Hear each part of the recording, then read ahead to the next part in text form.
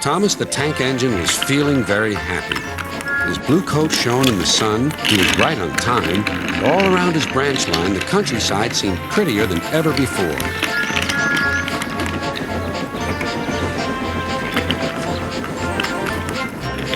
Beep, beep. Good morning, Percy, he whistled. My branch is the pride of the line, wouldn't you agree? Yes, Thomas, of course, but what, Percy? Out with it. Well, there is another engine with a famous branch line, too. Who? Where?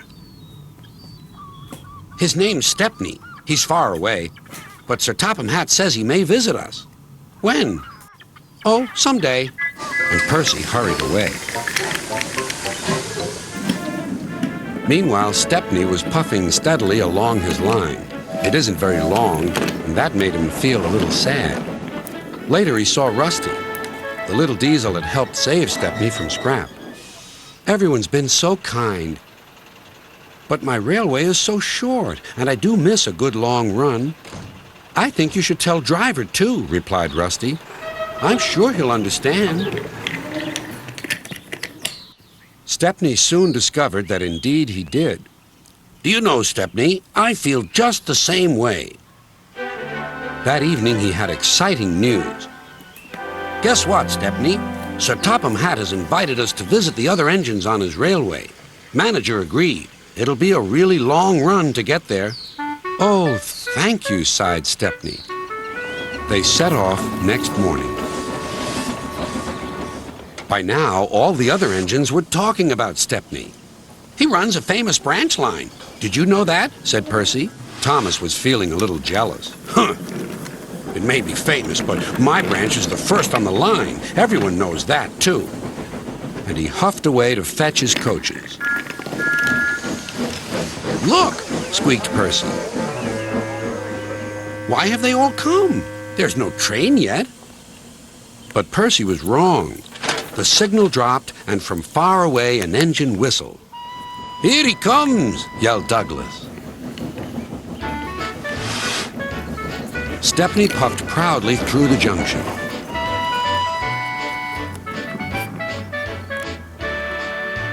I hope you'll meet Thomas, too, said Edward. You both have branch lines to be proud of.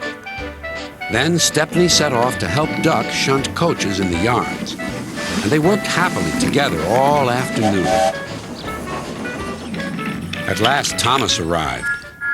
Sorry, can't talk. It's time for my last branch line train. Mustn't be late.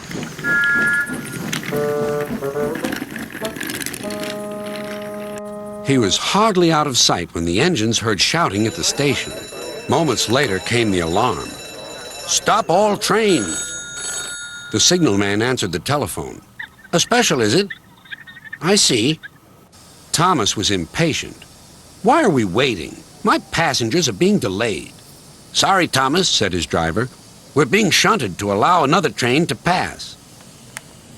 Soon they heard an unfamiliar puffing sound. There was Stepney with his headlamp swaying and whistle blowing. He gathered speed and disappeared. Well, bust my boiler, said Thomas the tank engine. Next morning he was still fuming. Shunted, and on my own branch, too. It's a disgrace. I'm sorry, said Stepney. I was a special. Why? An important passenger arrived just as you left. He ordered a special train, and Duck let me take it. We had a splendid run, but, finished Thomas, it can make an engine nervous not to know the line. Exactly, said Stepney. You're such an expert. Thomas felt much better. He couldn't be cross anymore and began telling Stepney all about his branch line.